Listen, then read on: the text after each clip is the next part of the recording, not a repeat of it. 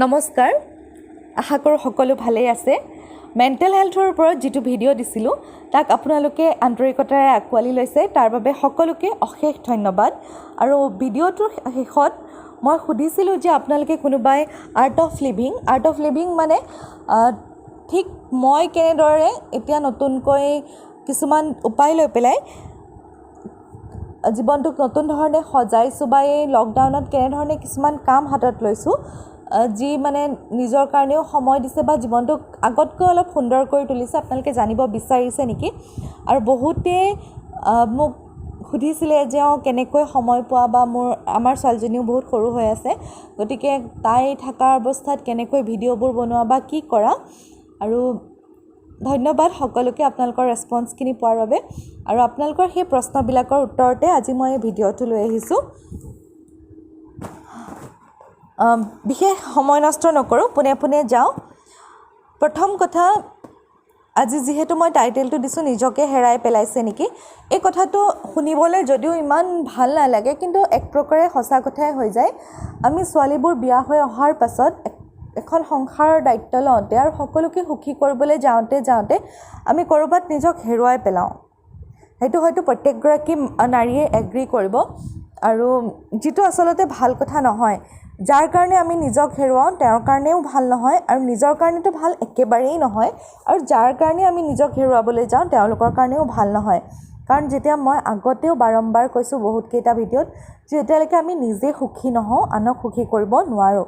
গতিকে আমি যেনেকৈ হ'লেও জীৱনটো যিহেতু এটাই, তাক উপভোগ কৰিবই লাগিব, আৰু নিজৰ কৰণীয় কৰ্মখিনিতো তাৰ মাজতে আমি কৰিবই লাগিব, যিহেতু কৰ্মই ধৰ্ম। গতিকে আহকচোন কেইটামান টিপছ, সৰু সুৰা টিপছ বুলিয়ে কৈছোঁ, আপোনালোকক দিওঁ, যিখিনি ময়ো নিজৰ জীৱনত বৰ্তমান কামত খটুৱাইছোঁ আৰু অকণমান ভাল ফল পাইছোঁ। গতিকে আপোনালোকৰ ওচৰলৈ আহিছোঁ। টিপছ নম্বৰ 1 বুলি ক'লোঁ।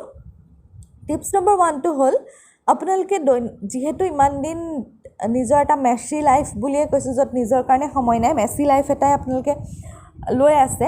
গতিকে আৰু এটা দিন সময় নষ্ট কৰক, কৰি পেলাই আপোনালোকে সেই দিনটোত ভাবক, আপোনাৰ জীৱনটোক এবাৰ জুকিয়াই চাওক, যে আপোনাৰ বা আপুনি দৈনন্দিন জীৱনটোকে এবাৰ জুকিয়াই চাওক যে আপুনি অসন্তুষ্ট কোনখিনিত, আপুনি জীৱনটোৰ পৰা কি বিচাৰিছিলে আৰু আপোনাৰ জীৱনটোত কি হৈ আছে, বা আপুনি কি কৰিছে আৰু নতুবা আপুনি কি কৰিব বিচাৰিছিলে। সেই আৰু যদি অসুবিধা হয়, বস্তুটো যদি ভাবোঁতে আপুনি ক্লিয়াৰ ফটো এখন নাপায়, আপুনি এটা কাম কৰিব পাৰে, সদায় বহী আৰু কলম লৈ ল'ব, তেতিয়া আপোনালোকৰ এখন ক্লিয়াৰ পিকচাৰ চকুৰ আগত আহে। মনত থকা ভাৱবোৰ সদায় খেলি মেলি, যিহেতু আমি চকুৰে নেদেখোঁ। আমাৰ যিকোনো এটা বস্তু ক্লিয়াৰ কেতিয়া হয়, যেতিয়া আমি চকুৰে দেখোঁ। সেইটো কাৰণে সৰু ল'ৰা ছোৱালী কিতাপবিলাকত সদায় পিকচাৰ দিয়া থাকে। ঠিক সেইধৰণে আমি মনৰ কথাবিলাক পৰাপক্ষত চকুৰে দেখাকৈ লিখি স্পষ্টকৈ ল'ব লাগে। গতিকে আপুনি এফালে লিখিব যে আপুনি কি কৰিব লগা হৈছে, আৰু আনফালে লিখিব যে আপুনি কি কৰাৰ পৰা কৰিব নোৱাৰাকৈ ৰৈ গৈছে, বা কি কৰিব বিচাৰে। আৰু তাৰ মাজতে আপুনি দুইটা কামৰ ভিতৰত ইম্পৰ্টেঞ্চ আৰু টাইম ৱেষ্ট সেইটো বিচাৰি ল'ব, যে আপোনাৰ কাম কোনখিনি ইম্পৰ্টেণ্ট, আপুনি কৰিবই লাগে, আৰু এনেকুৱা কাম কিছুমান হৈ আছে নেকি যিখিনি আপুনি এনেই ৱেষ্টিং অফ টাইম, একো লাভ বা ফল পোৱা নাই আপুনি। সেই তেনেকৈ আপুনি বা আপোনাৰ সপোন, এনেকুৱা কিছুমান কামৰ কথা আপুনি ভাবে নেকি যে দেখাক দেখি ময়ো এনেকুৱা কৰোঁ, কিন্তু তাৰ পৰা আপোনাৰ ধৰি লওক কোনো লাভ নহ'ব, তেনেকুৱাকৈও আপুনি ভাবে নেকি? সেই বস্তুটো আপুনি কেটেগৰাইজ কৰি ল'ব। কেতিয়াবা আমি কিছুমান আনৰ দেখোঁ, আমি বিশেষকৈ ছ'চিয়েল মিডিয়াই আমাক কেতিয়াবা বহুত বিভ্ৰান্ত কৰে। আমি আনৰ এখন ভাল ফটো দেখোঁ, কোনোবাই গান গোৱা দেখোঁ, কোনোবাই নচা দেখোঁ, কোনোবাই খাদ্য বনোৱা দেখি পেলাই ভাবোঁ ইছৰাম সিহঁতে কৰিছে, মই একোৱেই কৰিব নোৱাৰিলোঁ আৰু মোৰ ঘৰৰ কাম কৰোঁতেই জীৱন গ'ল।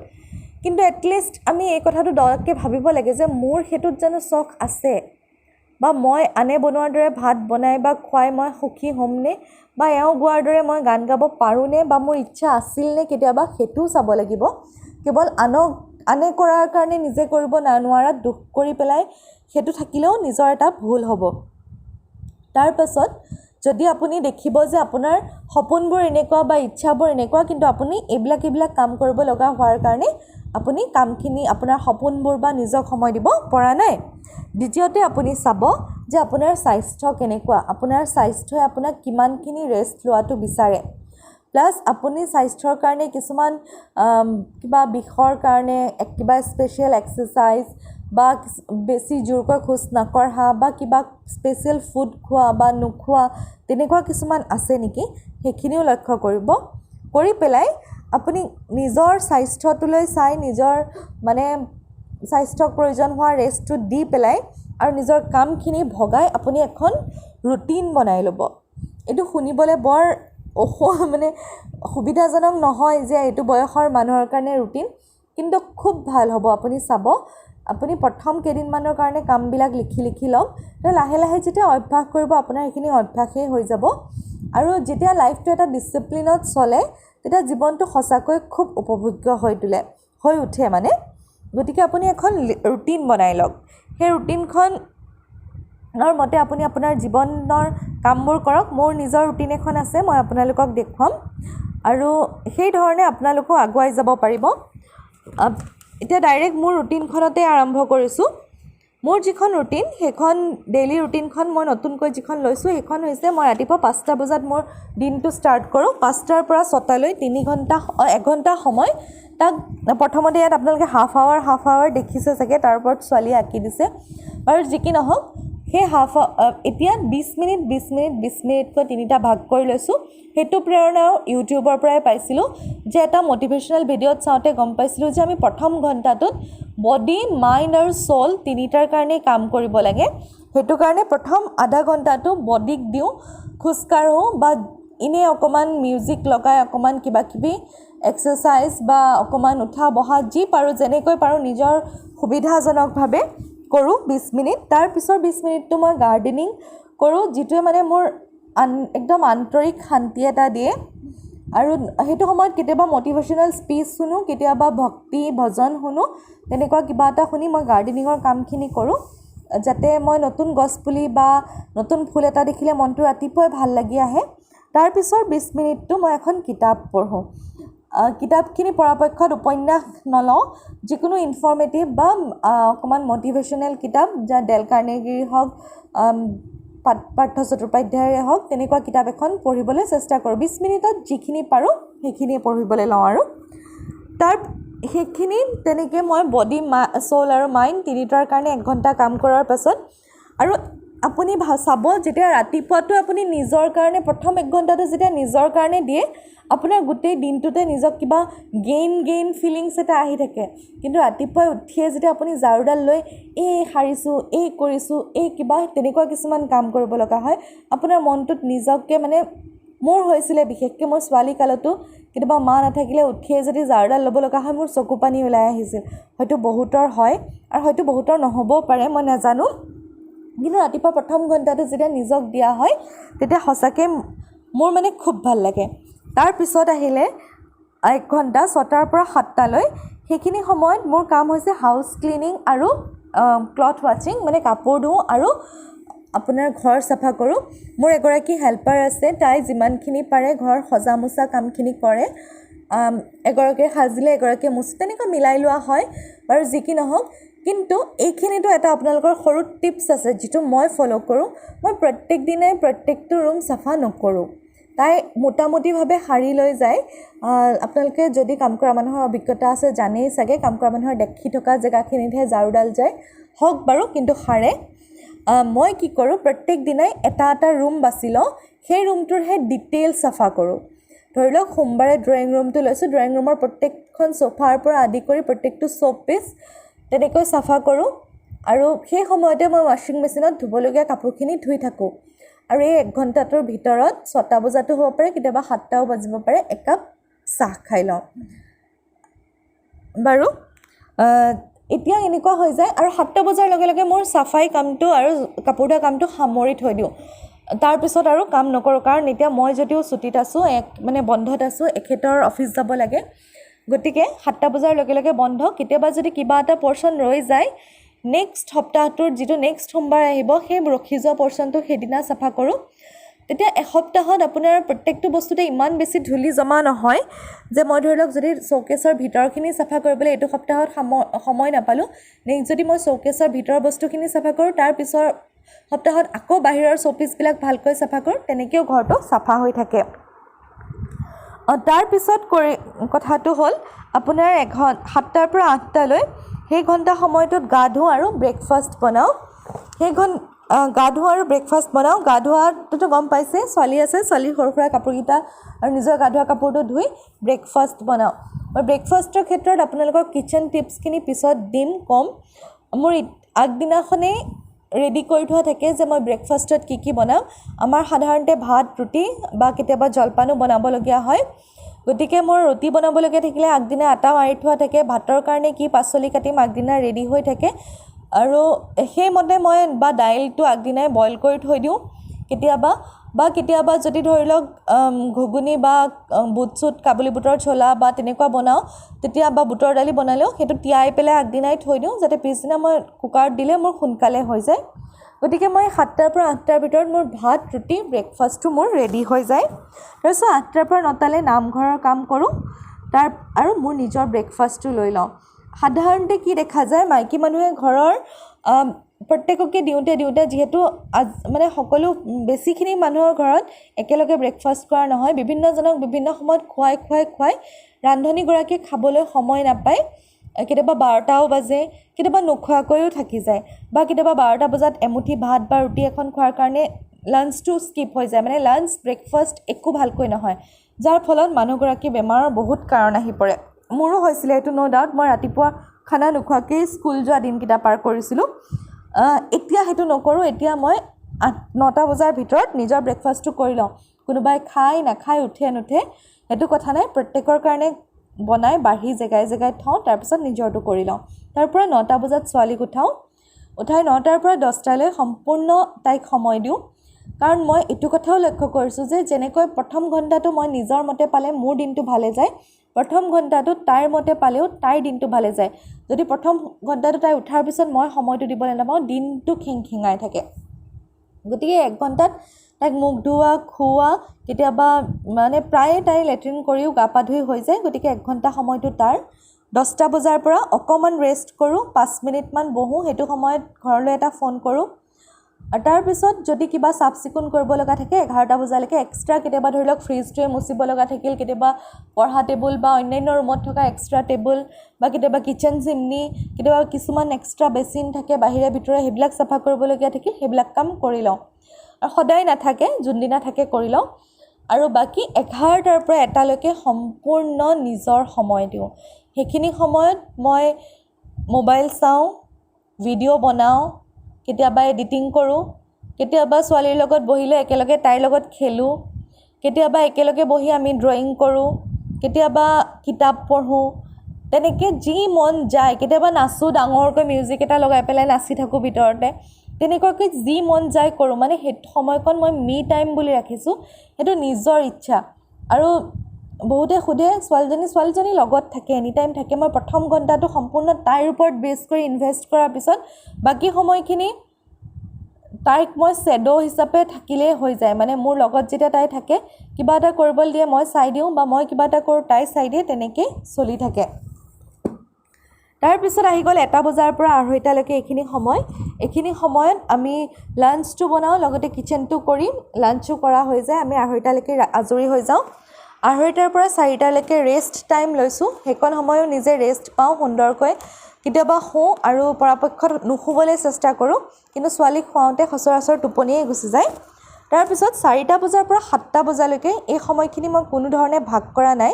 মানে ইয়াত চাহ খাওঁ, মানু টাইম বুলিও লিখিছোঁ, তাইক লৈ পেলাই অকণমান তাইৰ লগত যেনেকৈ খেলিব বিচাৰিলে খেলিবলৈ, বা ৰাস্তাত যাবলৈ খোজকাঢ়িব বিচাৰিলে খোজকাঢ়িবলৈ, কেতিয়াবা চাইক্লিং কৰাওঁ, বা ক'ৰবাত আমি ফুৰিবলৈ যাব লগা হ'লেও এইখিনি সময়ৰ ভিতৰতে যাওঁ, ভিডিঅ' বনাওঁ, বা তাই শুই থকা সময়ত মই লেচন প্লেনবিলাকো বনাওঁ। সেইখিনি কাম 4টাৰ পৰা 7টালৈকে হৈ যায়। তাৰপিছত 7টাৰ পৰা 7:20লৈকে মই নেক্সট ডে'ৰ যিখন মোৰ ৰুটিন আছে সেইখন ৰেডি কৰোঁ। তাৰপিছত 7:20ৰ পৰা 8টালৈকে আমি আকৌ অকণমান এক্সাৰচাইজ কৰোঁ বা খোজকঢ়া কামটো কৰোঁ। তাৰপিছত 8টাৰ পৰা 10টালৈকে ধৰিছোঁ, আগতে 9টালৈকে মোৰ খানাটো বনাই হৈ যায়, আৰু 9টাৰ পৰা 10:30টাৰ ভিতৰত আমি খাই পাকঘৰ চাফা কৰি, বা 9টাৰ পৰা 10টাৰ ভিতৰতে আৰু খাই পাকঘৰ চাফা কৰি বাচন ধুই সেইখিনি কাম আমাৰ আজৰি হয়। মানে তাৰপিছত 10টাৰ পৰা 10:30লৈকে আমি অকণমান সময় খাই পেলাই ডাইৰেক্ট বিচনালৈ যাব নালাগে বুলি কয়। সেইকাৰণে অকণমান সময় বাপেক জীয়েক মই তিনিওটাই সময় পাওঁ, সেইকাৰণে সেইকণ সময় আমাৰ ফেমিলি টাইম। তাৰপিছত 10:30 মানত বিচনালৈ যাওঁ, 11টা মানত শোৱা হয়। আৰু সেয়ে হৈছে মোৰ ৰুটিন। আৰু এই ৰুটিনখনৰ মতে চলি পেলাই মই কিছুমান বহুত লাভ পাইছোঁ বুলি মই ভাবিছোঁ। সেইটো কাৰণে আপোনালোকক ক'লোঁ যে আপোনালোকেও এনেকৈ ৰুটিন এখন যদি বনাই লয় আপোনালোকৰো কিছুমান লাভ হ'ব। তাৰপিছত সেইটো দিলোঁ আপোনালোকক ৰুটিন বনাই কেনেকৈ চলিব, সেইটো হ'ল এটা টিপছ। তাৰপিছত টিপছটো লৈ পেলাই আপোনালোকক ক'লোৱে কামবোৰ কেনেকৈ ভগাই ল'ব। আৰু এটা টিপছ হৈছে যে আপোনালোকে প্ৰত্যেকটো কাম হয়তো প্ৰত্যেক দিনাই কৰিব নালাগিব পাৰে। যেনে কিছুমান কাম কাপোৰ ইস্ত্ৰি কৰা, বাথৰুম চাফা কৰা, কাপোৰ ধোৱা। ডাঙৰ মানুহ অকল থকা ঘৰ এখনত প্ৰত্যেক দিনাই কাপোৰ ধুব লগা নহয়। নিজৰ গা ধোৱা কাপোৰখিনি কথা বাদ দি পেলাই বিশেষ কাপোৰ প্ৰত্যেক দিনাই নাথাকে। তেনেকৈ আপোনালোকে সপ্তাহত নিৰ্দিষ্ট দিন বাছি ল'ব, এদিন বা দুদিন কাপোৰ ধুবৰ কাৰণে, বা অল্টাৰনেট ডেইজ কাপোৰ ধুবৰ কাৰণে, বা সপ্তাহত এদিন বা দুদিন ইস্ত্ৰি কৰিবৰ কাৰণে, এদিন বা দুদিন বাথৰুম চাফা কৰিবৰ কাৰণে ভাগ কৰি ল'ব। তেতিয়া আপোনালোকৰ প্ৰত্যেক দিনাই বহুত কাম নাথাকে আৰু বহুত বাৰ্ডেন নপৰে। আৰু লগতে পাকঘৰৰ কাৰণে মোক এগৰাকী বায়ে কৈছিলে যে আমাৰ অসমীয়া মানুহখিনিৰ কি হয়, আমাৰ পাকঘৰতে মাইকী মানুহৰ জীৱন আৰম্ভ আৰু পাকঘৰতে মাইকী মানুহৰ জীৱন শেষ হয়। আচলতে বহুতখিনি মাইকী মানুহ দেখিছোঁ পাকঘৰৰ পৰা বাহিৰ ওলাবলেই নাপায়। তাৰ কাৰণে মই আপোনালোকক কেইটামান সৰু সৰু টিপছ দি থওঁ। প্ৰথম কথা হ'ল, যদি পাৰে কিছুমান বস্তু একে সাজতে দুসাজৰ কাৰণে বনাবলৈ চেষ্টা কৰিব। কিন্তু বহুতে এটা কমপ্লেইন কৰে যে আমাৰ বিশেষকৈ যৌথ পৰিয়ালত সেইটো সহজে গ্ৰহণযোগ্য নহয়, খাব নিবিচাৰে। তেনে ক্ষেত্ৰত মই কেইটামান সৰু সৰু আপোনালোকক কথা কওঁ যে পৰাপক্ষত কি কৰিব, আপোনালোকে এসপ্তাহৰ খোৱাৰ এখন প্লেনিং বনাই ল'ব। কাৰণ আপোনালোকৰ প্ৰত্যেকৰে ঘৰত নিৰামিষ আমিষৰ দিন থাকে। বহুতে সোমবাৰে নিৰামিষ খায়, বৃহস্পতিবাৰে খায়, শনিবাৰে খায়, তেনেকুৱা ধৰণে নিৰামিষ খোৱাৰ দিন থাকে। গতিকে আপোনালোকে এখন লিষ্ট বনাই ল'ব যে আমুক আমুক দিনকেইটাত নিৰামিষ আৰু আমুক আমুক দিনকেইটাত আমিষ হ'ব। আৰু কোনদিনা কি খাব এটা অনুমানিক এখন লিষ্ট বনাই থ'ব। কাৰণ আপোনাৰ মানে কেনেকুৱাকৈ ধৰণে আপোনালোকে খায়, এখন চব্জিৰে ভাত খায় নে দুখন তিনিখন চব্জি আপোনালোকক লাগে, বা লগত কি লাগে। কিছুমানৰ ঘৰত আছে দুপৰীয়া সদায় দৈ খাবই, তেনেকুৱাও কিছুমান নিয়ম আছে। বা দুপৰীয়া চাহ একাপ কিছুমানে খায়েই, তেনেকুৱাও এটা নিয়ম আছে। গতিকে আপোনালোকৰ নিজৰ ঘৰৰ হিচাপত আপোনালোকে এখন সুন্দৰকৈ তালিকা প্ৰস্তুত কৰি ল'ব। মই এইটো কোৱা নাই যে আপুনি যে আজি ভেন্দি ভাজি বনাব, ভেন্দি ভাজি বুলিয়েই লিখিব, তেনেকুৱা নহয়। যে ভাজি দুখন বা মিক্স ভেজ এখন, ফ্ৰাই এখন, সেইমতে আপুনি পাচলি চাই তেনেকৈ বনাব পাৰিব। সেইটো কৰিলে কি হ'ব, আপোনাৰ ঘৰত যদি কাৰোবাৰ কিবা খাদ্যত ৰেষ্ট্ৰিকশ্যনো আছে, সেইখিনিও আপুনি যিহেতু ধৈৰ্যৰে লিষ্টখন কৰিব, আপোনাৰ এইটো মেনশ্যন হৈ থাকিব যে আমুকে চেনি নাখায়, বা আমুকে আলু নাখায়, বা কোনোবাই মানে কিবা কিবি থাকে নহয়, কলেষ্ট্ৰল থাকে, হাৰ্টৰ প্ৰব্লেম থাকে, বহুতখিনি বাছি মেলি বনাব লগা হয়। জইণ্ট ফেমিলি হ'লে বহুতখিনি চাব লাগে। সেইখিনি আপোনালোকে নিৰ্দিষ্টকৈ ঠিক কৰি ল'ব। লৈ পেলাই মই ৰাতিপুৱাৰ পৰাই আৰম্ভ কৰিছোঁ। ৰাতিপুৱাৰ সাজটো যেতিয়া আপোনালোকে বনাব তেতিয়া অকণমান সময় বেছিকৈ দিব। দি পেলাই ৰাতিপুৱাৰ সাজৰ লগতে আপুনি দুপৰীয়া সাজৰ মোটামুটি ৰেডিটো কৰি ল'ব। যেনেকৈ ধৰক আপুনি যদি ৰাতিপুৱা ভাত বনায় তেতিয়াহ'লে দালিটো দুপৰীয়াৰ কাৰণেও বনাব। আৰু যদি একেখিনি দালিয়ে নাখায় তেতিয়াহ'লে এটা কাম কৰিব, দালিটো বইল কৰি পেলাই এটলিষ্ট ৰাখি দিব, যাতে আপুনি দুপৰীয়া বেলেগ ধৰণে ধৰি লওক বিলাহী ৰাতিপুৱা যদি সুদা পাঁচফোৰণ দি চম্ভাৰ দিছে বা পিঁয়াজ দি দিছে, দুপৰীয়া আপুনি বিলাহী চিলাহী কাটি বা কিবা অকণমান শাক পাত পেলাই বেলেগ ধৰণে চম্ভাৰ দি পেলাই বা নেমু অকণ চেপি বেলেগ ধৰণে সেইখিনি দালি তেল মাৰিব পাৰে। তেতিয়া আপোনাৰ টেষ্টটো বেলেগ হ'ব, কিন্তু দালিখিনি সিজোৱা কামটো আপোনাৰ কম হৈ যাব। তাৰপিছত মিক্স ভেজ, ৰাতিপুৱা পৰাপক্ষত এখন মিক্স ভেজ বনাবলৈ চেষ্টা কৰিব, যাৰ অলপখিনি দুপৰীয়াৰ কাৰণে ৰাখি দিব আপুনি। আৰু কিছুমান ফ্ৰাই কৰিবৰ কাৰণে ধৰি লওক বেঙেনা কাটি থ'লে, পটল কাটি থ'লে, ভেন্দি কাটি থ'লে, কিছুমান ফ্ৰাই কৰিবৰ কাৰণে বস্তু কাটি ৰাতিপুৱাই দুপৰীয়াৰ কাৰণে ৰেডি কৰি থৈ দিব। লগতে বহুতে এনেকুৱা কৰে, চাউলকেইটা ধুই পেলাই জৰ্জৰীয়া কৰি থয়, তেতিয়া ভাতটো এটা চিটিতে খুব ধুনীয়া ভাত হয়। আৰু বহুতে এনেকুৱাও কৰে যে কুকাৰতে ভাতটো বা চাউলটো আৰু পানীটো বহায়ো থয়, যাতে সময়ত মাত্ৰ কুকাৰটো গেছত উঠাই দিলেও হয়। তেতিয়াও চিটি নামাৰোঁতে চি কৰোঁতেই নমাই দিলে ভাতখিনি খুব কোমল আৰু ধুনীয়া ভাত হয়। গতিকে আপোনালোকে তেনেকুৱা এটা কাম কৰিব পাৰে। যেতিয়া আপুনি ৰাতিপুৱা ব্ৰেকফাষ্ট বা যদি আপোনালোকে ৰুটি খাই ধৰক, তেতিয়া আপোনালোকে ৰুটিৰ কাৰণে যিটো চব্জি বনায় সেইটো দুপৰীয়া ভাতৰ কাৰণে ৰাখি দিব পাৰে। বা তেনেকুৱা ধৰণৰ কিছুমান টিপছ আপোনালোকে ৰাখি থ'ব পাৰে বস্তু। ঠিক সেইটো সময়ত যেতিয়া আপুনি দুপৰীয়াৰ খানাটো বনাব তেতিয়া আপোনাৰ কাম একেবাৰে কম হৈ যাব। ভাতটো কুকাৰত দিব লাগে, দালিখন তেল মাৰিব লাগে আৰু ফ্ৰাইকেইটা কৰিব লাগে। কাটিবলৈ কুটিবলৈ একো নাই, চব ৰেডি হৈ আছে। মানে খুব বেছি আধা ঘণ্টা সময়ৰ ভিতৰত আপোনাৰ ভাত ৰেডি হৈ যাব। তেতিয়া এক্সট্ৰা আধা ঘণ্টা এটা সময় দি পেলাই আপুনি আবেলিৰ চাহকাপত কি খাব তাৰ যোগাৰখিনি কৰি থ'ব।